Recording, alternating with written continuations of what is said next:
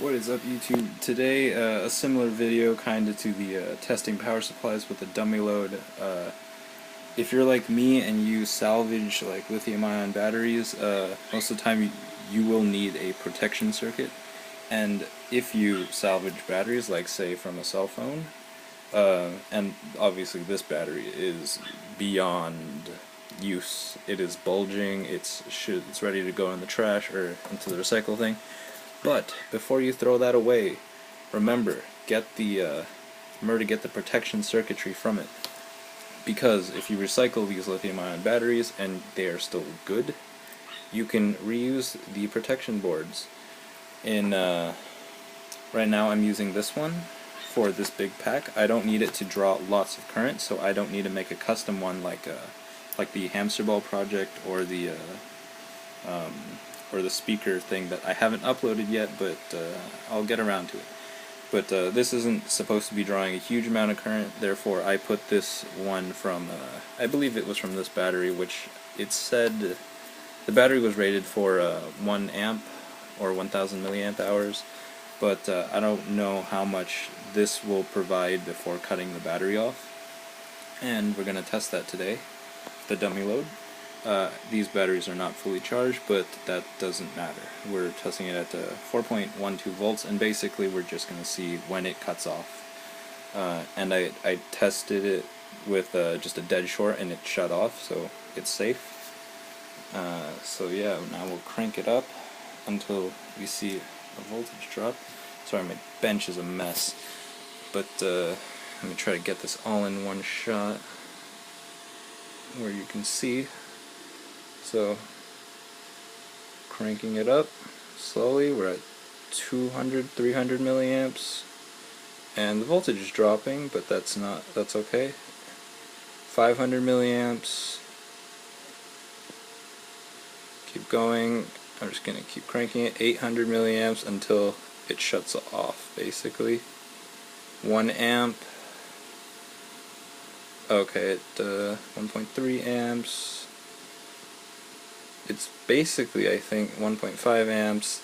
I think that as long as you don't like do it instantaneously, say like around 1.6 amps, and I guess it's just gonna cut off when the voltage gets too low. Oh, right there. So shit, I didn't see what happened. Okay, we'll do a reset, and we can reset it by turning the power supply off. There we go, 4.1 volts. We turn it back on. We're drawing 1.6 amps. So slowly crank it up, 1.7. Basically, I'm just going to watch the red display until it shuts off. And 1.2. Okay, at exactly 2 amps it shuts off. So if I just decrease this a bit, actually, you know what? I put a little thing right here, these switches.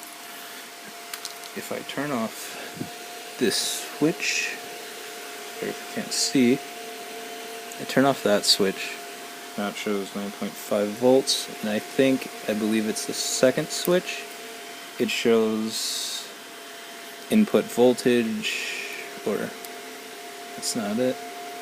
I think it's the first switch then.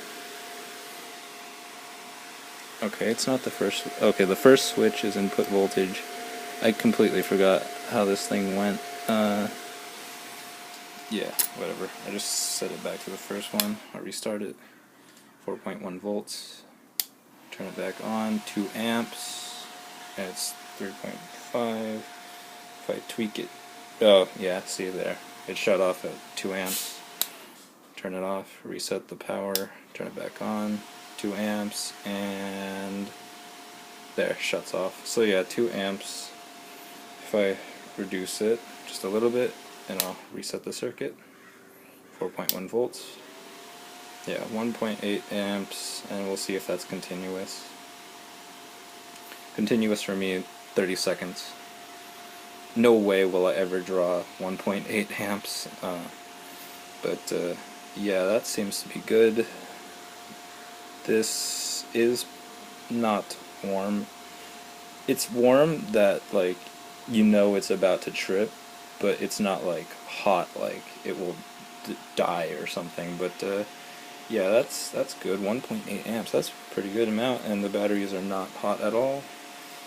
So yeah, that's basically how you test these things to see what their maximum current rating is. Obviously, if you put it like you, if I want to draw 2 amps from startup, it's obviously going to shut off. If I draw, say, 5 amps startup, even though this thing is rated, say, 10 amps or whatever, it would shut off because it's not meant for like instantaneous current spikes. But yeah, I hope this was a useful tutorial thing on how to save your protection circuitry from old dead batteries and reuse them in another project. So yeah, thanks for watching. Oh, and by the way, these things will come with usually 3 pins on the output. Like here's one. This one has 4 pins, but the other pin, the 4th one right here, is a ground pin. This middle pin usually is a temperature sensor, and that basically tells your phone if it's too hot to charge safely. So you can actually tap that off, and it just outputs a voltage. And yeah, you can read that with like an analog to digital converter pin on your microcontroller, and see if it's too hot, and prevent charging if you allow your circuit to do that. But yeah, that's basically how you can test out these little chip things to see if you can use them in your next project. And also another thing that I used this chip in was this board, which is awesome. I love this board that I made. But yeah, that's definitely how you can save from buying more of these things, because you can just get them for free basically if you got a bunch of old cell phones laying around, or like devices that the batteries no longer charge. Take out the batteries, take these protection things out, and use them in your next project. So yeah, thanks for watching, and see you again next time.